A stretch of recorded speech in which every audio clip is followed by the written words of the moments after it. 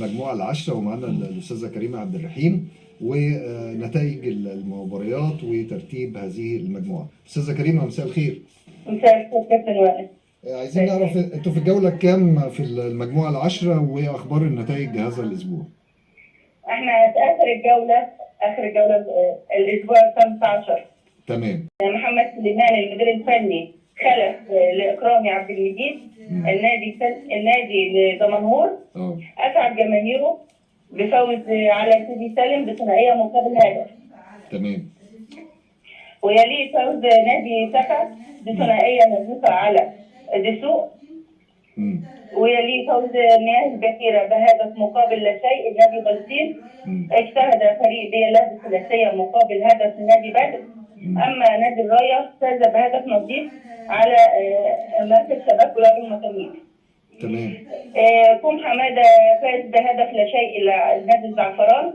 وإيتاي البارود مركز شباب إيتاي البارود بثنائية مقابل هدف لمركز شباب كوم حمادة. أما مركز شباب الدلنجات باقي للبعض.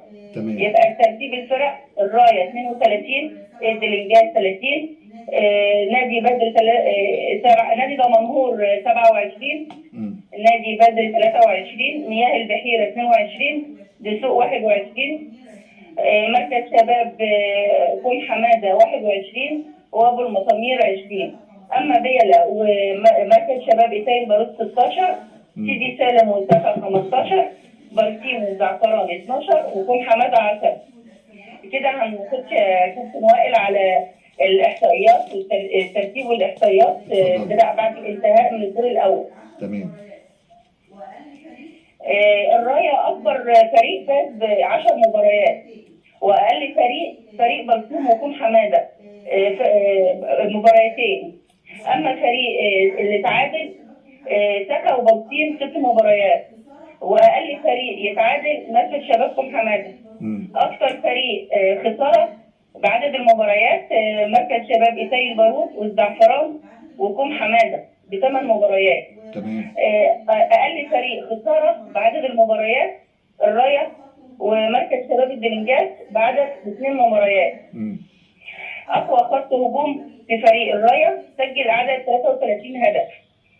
اضعف خط هجوم فريق كوم حمادة سجل 6 اهداف. تمام. اقوى خط دفاع مركز شباب ابو المسامير دخل في مرماه 10 اهداف. اضعف خط دفاع فريق الزعفران دخل في مرماه 31 هدف. اكثر فريق جمع نقاط في ملعبه مركز شباب الدلنجات 11 نقطة من اصل 21 نقطة.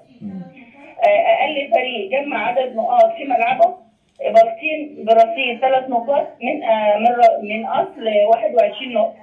تمام. يبقى كده عدد المباريات كابتن وائل 105، وعدد الاهداف المسجلة 235 هدف في الدور الاول. احنا استاذه كريمه بنشكرك على الرساله دي. شرفتينا يا استاذه والله. شكرا. شكرا استاذه كريمه. يمكن